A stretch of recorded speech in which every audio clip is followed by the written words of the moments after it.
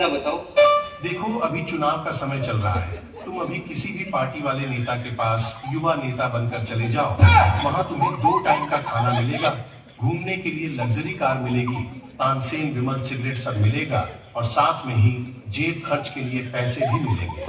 और सबसे बड़ी बात, जितनी इज्जत तुम्हें तुम्हारे घर पर नहीं मिलती, उससे ज्यादा इज्जत तुम्हें वहाँ मिलेगी।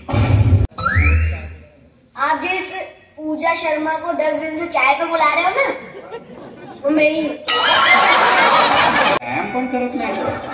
हे बघा, I am sick of using Google and Twitter and WhatsApp and what not. मी एका अज्ञात निर्जन स्थळी चाललोय, मी एका डेझर्ट आयलंडला चाललोय। सर कृपया शांत व्हा, तुमचे बीपी वाढेल आणि तुम्ही म्हणता ते समजले सर मला। तुम्ही डेझर्ट आयलंडला नक्की जा, आमची तिथे पण शाखा आहे सर। तुम्हाला शुभेच्छा, पण त्यासाठी तुम्हाला आधी तुमचा पासपोर्ट रिन्यू करावा लागेल। सर तुमचा पासपोर्ट 1.5 महिन्यापूर्वीच एक्सपायर झाला सर। अरे देवा, काय करू मी आता? जोपासना केली विद्यार्थ्यांची आणि एक ओलावा प्रेम लावलं बोर्डिंगला, आणि त्यांची आठवण निरंतर राहावी म्हणून चकोरबाई, त्यांची चिरंजीव बोर्डिंगचे विश्व चकोरबाई, ही संकल्पना, छात्र पुरस्कार संकल्पना, विद्यार्थ्यांना एक मनोबल वाढवायला, त्यांचं मोटिवेशन वाढवलं पाहिजे, त्यांच्या पाठीवर थाप पडली पाहिजे। आणि उत्कृष्ट प्रकाशजी यांच्या त्यावेळेस मुलांना त्यावेळेस ऑनलाईन आपण त्यांचं स्पीच घेतलं होतं, कुठेही खंत पडली नाही। आणि ह्याच्यामुळं आज कशासाठी येतील मुलं आणि काय येतील हा प्रश्न आम्हाला सगळ्यांना भेडसावत होता। आणि कोणाचा अंदाज होता 300चे वर जाणार नाही, 400चे वर जाणार नाही, आमच्या इथले कोर कमी, हसू नको तू, कोर कमी संजय मागे एका फोनवर किंवा एका मेसेजवर, व्हॉट्सअप मेसेजवर आले। आणि आम्हाला वाटलं नव्हतं की चकोरबाई ज्या पहिल्या मीटिंग, दुसऱ्या तिसऱ्या मीटिंगला जेव्हा आकडा ऐकला, त्यांनी म्हणले एवढ्या लोकांची सोय कशी करणार। ऍडमिशन घेतलं आणि पहिल्या वर्षी जेव्हा बघितलं की बेस्ट स्टुडंट अवॉर्ड दिला जातो बोर्डिंग मध्ये, आणि जी काटेकी टक्कर म्हणतो आपण, अगदी 0.05, 0.1, 0.15 एवढ्या मार्कांच्या अंतरावरनं बेस्ट स्टुडंटचा पुरस्कार हुकतो, हे पाहिले छात्र पुरस्कार। आणि ती एक कल्पना केली होती की एकदा आपण पण बोर्डिंग मधनं निघताना हा पुरस्कार तर मिळवायचाच आहे। आणि मी आभार मानतो चकोरजी गांधी सरांचं आणि आपल्या सुपरिटेंडंट सरांचं की ही जी कल्पना केली ती खरोखर आम्हा मुलांनी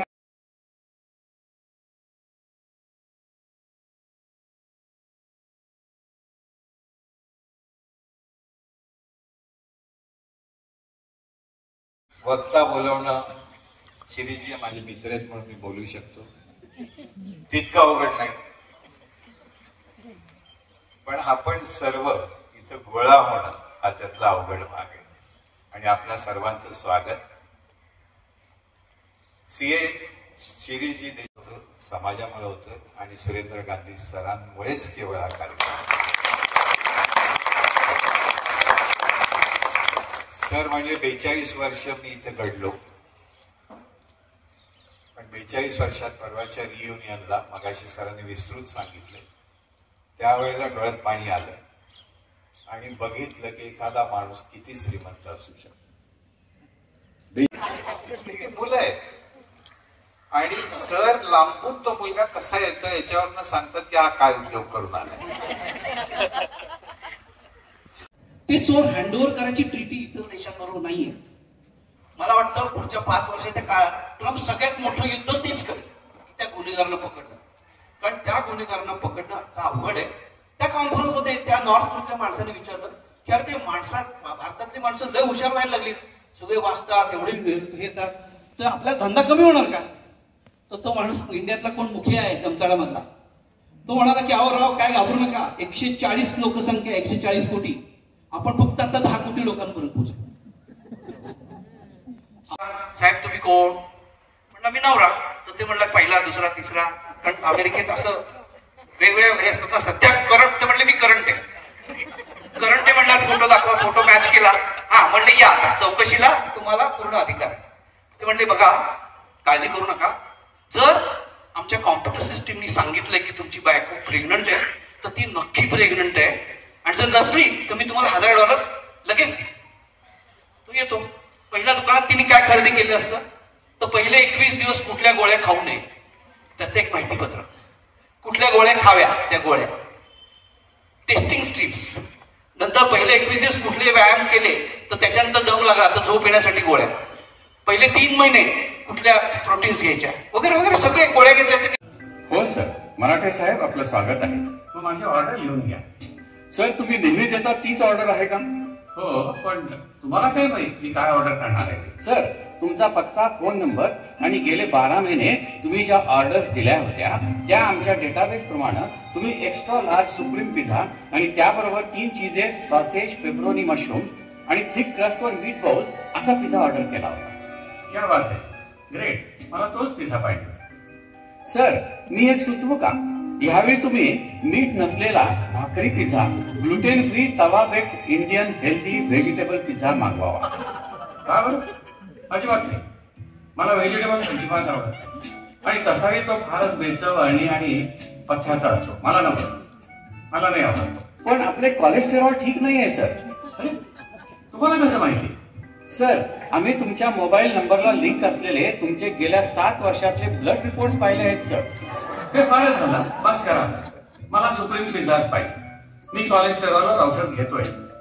सॉरी सर, पण आमच्या रेकॉर्ड प्रमाणे तुम्ही औषधं नियमित घेत नाही सर. 30 गोळ्यांचा बॉक्स तुम्ही अपोलो फार्मसी मधून 4 महिन्यापूर्वी घेतला होता. त्यानंतर तुम्ही तिथून औषधे घेतली नाही. अरे काय चाललंय तरी काय? अरे मी दुसऱ्या फार्मसी मधनं त्या गोळ्या घेतल्या, त्या घेतली ना औषधं ती. हो सर, पण तुमचे बँक स्टेटमेंट इतकी कॅश काढलेली दाखवत नाहीये सर. अरे पण बँकेतनच का? माझं दुसरं इन्कम असू शकत नाही.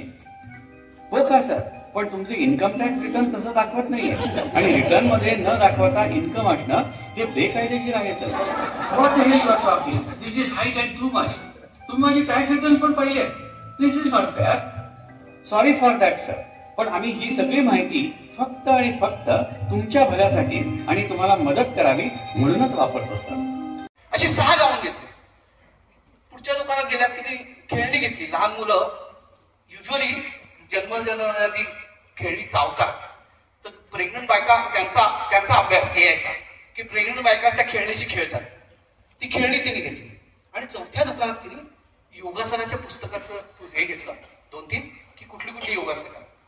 तर ते म्हणाले की हे सगळं जे आहे ना याच्यावरनं त्या नक्की प्रेग्नंट आहेत. पण आमचं AI डीप शास्त्र आहे, मेडिकल शास्त्र, त्यांनी त्या कॅमेऱ्यामधनं तपासलं की बाई खरंच प्रेग्नंट आहे का.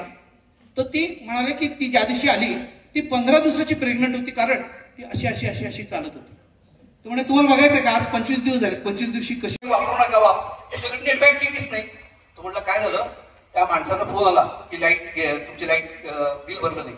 तर मी म्हटलं की मी इलिगली राहतो, ज्या माणसाचं मी तुम्ही त्याच्याकडे घे. तो म्हणलं नाही, त्यांनी पैसे भरले नाहीत, तुझ्या हिश्श्याचे $1000 निघतात, तू भर म्हणजे तुझी लाईट चालू राहते. बरं भरतो म्हणला. मग म्हटलं आता असं कर, इंटरनेटला जा, मी तुला हे सांगतो. म्हटलं माझ्याकडे बँक अकाउंट नाहीये. मग तुझ्याकडे जीपे आहे नाही? मग म्हणजे असं कर, $1000 घेऊन कोपऱ्यावर दत्तूच्या पानटपरीवर आहे, मी तुला पावती आणून देतो. आणि तो ABCDचा फेक माणूस पावती घेऊन आला, त्याला $1000 रोख घेतले. मी भी नहीं करती. मैं आपको डिजिटल सुरक्षा के 3 चरण बताता हूं. ये 3 चरण है रुको, सोचो, एक्शन लो. दूरसंचार विभाग का संचार साथी